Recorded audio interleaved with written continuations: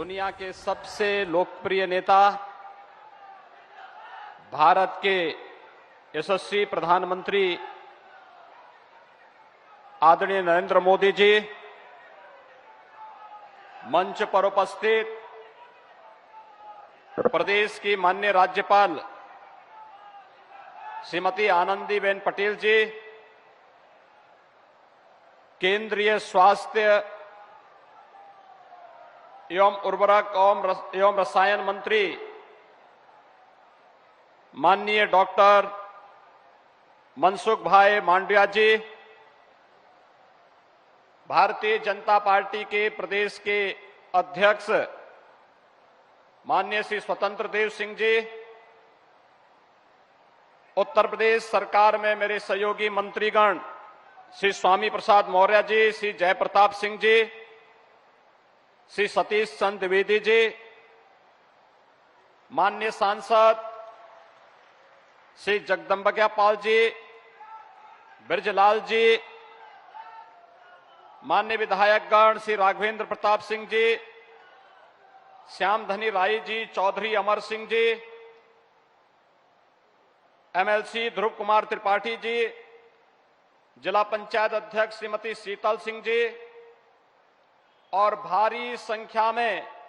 जनपद सिद्धार्थनगर के कोने कोने से उपस्थित सभी उपस्थित भाइयों बहनों, मैं भगवान बुद्ध की इस पावन धरती पर देश के यशस्वी प्रधानमंत्री जी का आप सबकी ओर से और प्रदेश की 25 करोड़ जनता की ओर से हृदय से स्वागत और अभिनंदन करता हूं।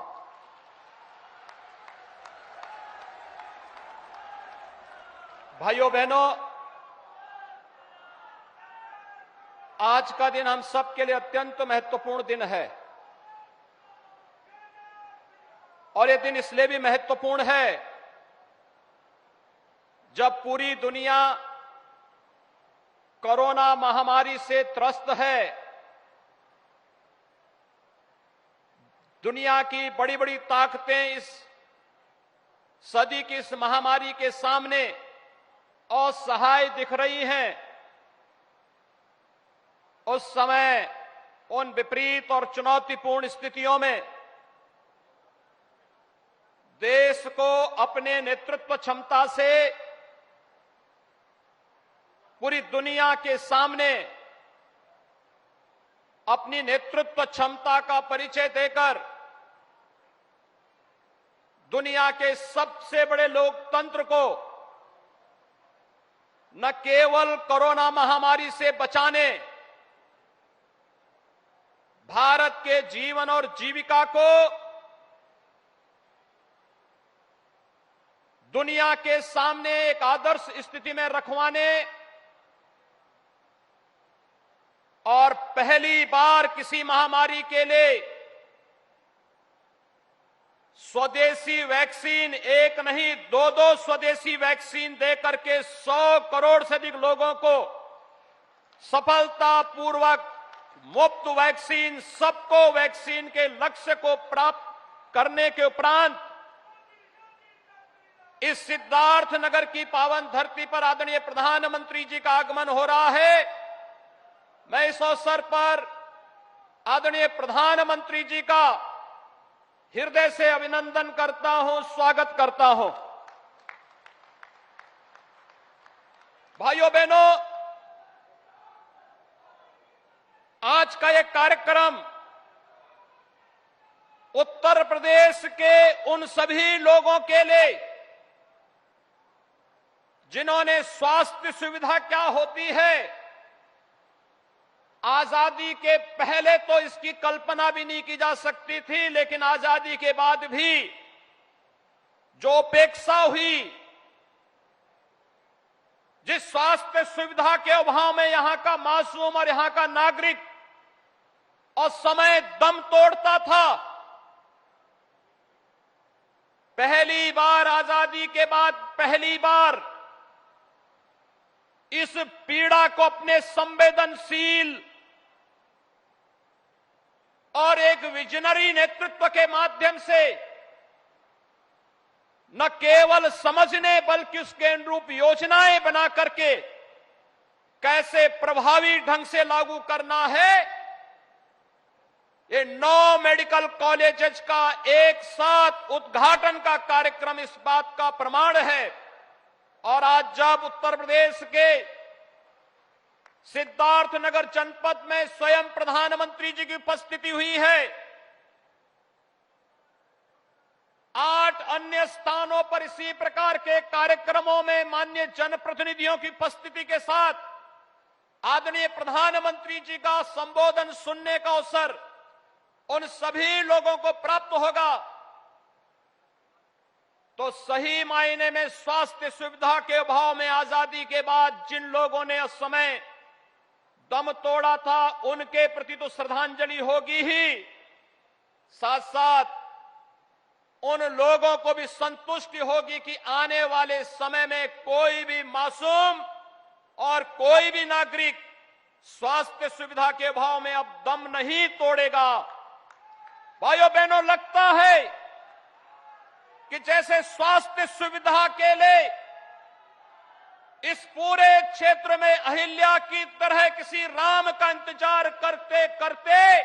अंततः वह उत्तर प्रदेश वासियों को और देशवासियों को प्राप्त हुआ। आदरणीय प्रधानमंत्री जी का नेतृत्व जब एक साथ हेल्थ इंफ्रास्ट्रक्चर पर ध्यान देने, भारत को दुनिया के सामने न केवल एक भारत और श्रेष्ठ भारत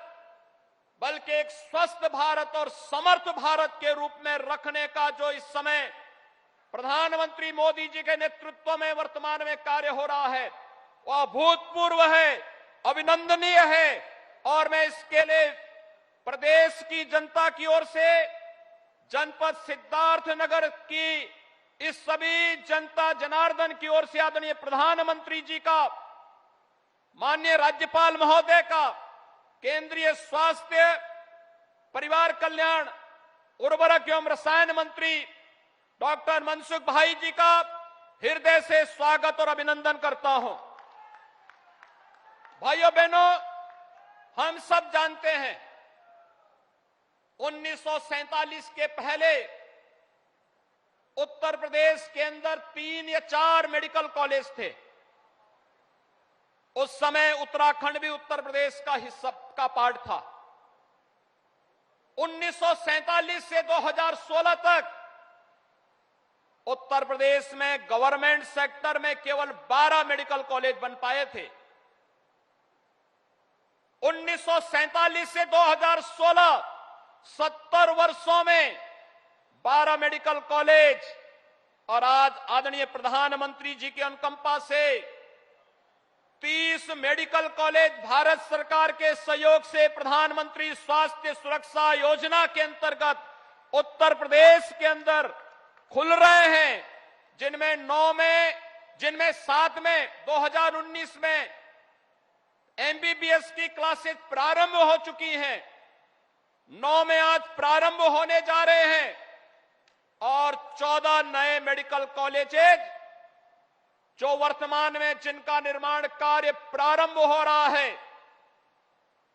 यानी ये 30 मेडिकल कॉलेज भारत सरकार के सहयोग से, और राज्य सरकार ने भी अपने संसाधनों से कुछ जनपदों में इस कार्य को आगे बढ़ाया है। और आदरणीय प्रधानमंत्री जी ने एक विजन दिया कि एक जनपद एक मेडिकल कॉलेज, कोरोना कालखंड में कितना भूतपूर्व कार्य प्रधानमंत्री जी के नेतृत्व में करने का अवसर प्राप्त हुआ। हर जिले में आईसीयू का निर्माण, मुझे याद है कि कैसे इंसेफ्लाइटिस से मौतें होती थी, और सिद्धार्थनगर जनपद भी उनमें से एक था जिसमें सर्वाधिक मासूम बच्चे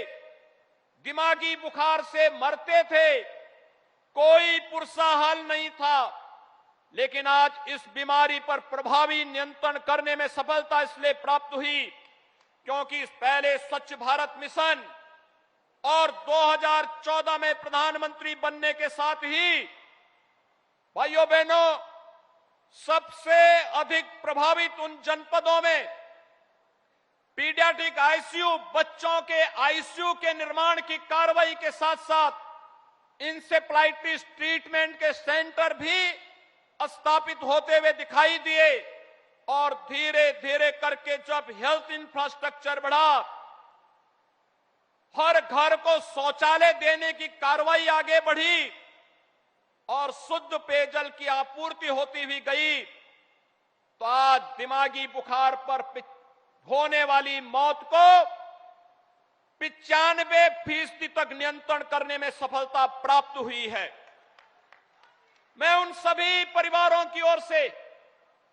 और उत्तर प्रदेश वासियों की ओर से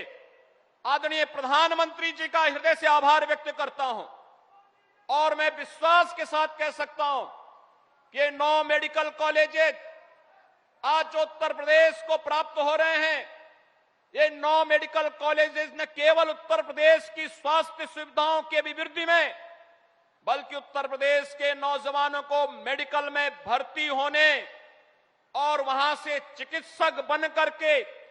समाज में अपनी योग्य सेवाएं प्रदान करने में भी अपना योगदान देंगी। आज के इस अवसर पर मैं आदरणीय प्रधानमंत्री जी का इसलिए भी आभार व्यक्त करता हूं, कोरोना कालखंड में आपने न केवल मुफ्त में उपचार, मुफ्त में वैक्सीन दिया, मुफ्त में हर व्यक्ति को रोजगार के साथ साथ प्रधानमंत्री अन्न योजना के माध्यम से फ्री में राशन की व्यवस्था भी सभी लोगों के लिए उपलब्ध करवाई। मैं इस अवसर पर एक बार फिर से उत्तर प्रदेश वासियों की ओर से आपका हृदय से आभार व्यक्त करता हूं, अभिनंदन करता हूं, स्वागत करता हूं। धन्यवाद। जय जय श्री राम।